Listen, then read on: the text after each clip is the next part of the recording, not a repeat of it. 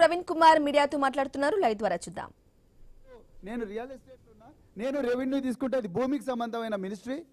రేపొద్దున నా మీదనే అబండాలు వస్తాయని మీరు నాకు వద్దని ఉండాల్సింది.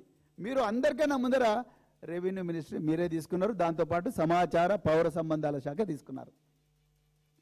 ఈ 373 ఏకర్స్ ఇది భూమి శిస్తు కింద, అంటే ల్యాండ్ సీలింగ్ కింద వస్తుందని చెప్పేసి మీ కింద పనిచేసే రంగారెడ్డి జిల్లా collector, commissioner of survey, land settlement and records ఏదైతే ఆయన కమిషనర్ ఉన్నాడో ఆ కమిషనర్ గారికి వారు ఇగో ఇక్కడ లెటర్ రాసిండ్రు. శ్రీనివాసరెడ్డి గారు మీరు చూపించలేదు ఈరోజు, ఈ లెటర్ రాసిండ్రు.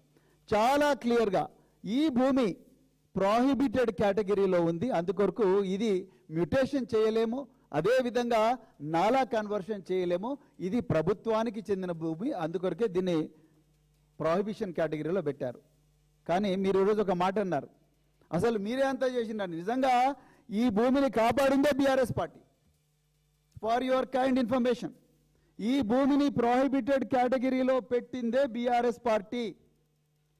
మీ కింద పనిచేస్తున్న ఆర్డీఓ కందుకూరు, ఇదే ఆర్డీఓ కందుకూరు గౌరవ సుప్రీంకోర్టులో అఫిడవిట్ దాఖలు చేశారు. ఆయన ఏం రాశారో కూడా చెప్తాను. The above mutation orders were not implemented in the revenue records as on today. After getting the mutations, the above companies have filed applications before the Revenue Divisional Officer Kandukur for grant of permission for conversion of the above said lands into non-agriculture purpose. The Revenue Divisional Officer Kandukur, after the examination of the claims of petitioners, records and documents of the petitioners, has rejected the applications wide endorsement dated 26/9/2019. 2019లో ఎవరు అధికారంలో ఉన్నారు? BRS party అధికారంలో ఉన్నది. 2019 on the ground that the subject lands notified in the prohibitory register and no orders from the competent authority denotifying the lands. Who is the competent authority? The then revenue minister was the competent authority. That the then revenue minister and the competent authority refused to denotify these lands.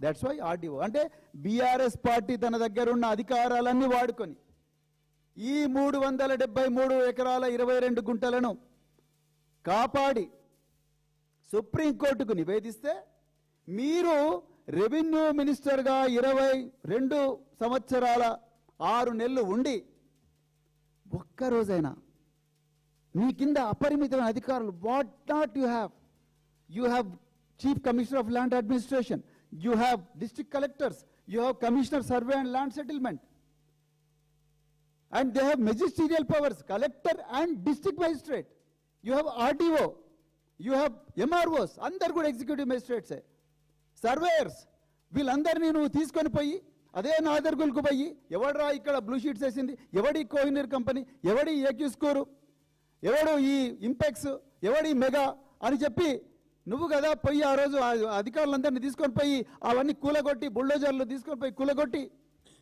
Police వాళ్ళకు Adibatla police స్టేషన్లోనో లేకపోతే Balapur police స్టేషన్లోనో ఇంకెక్కడో police స్టేషన్లో complaint ఇవ్వాలి కదా.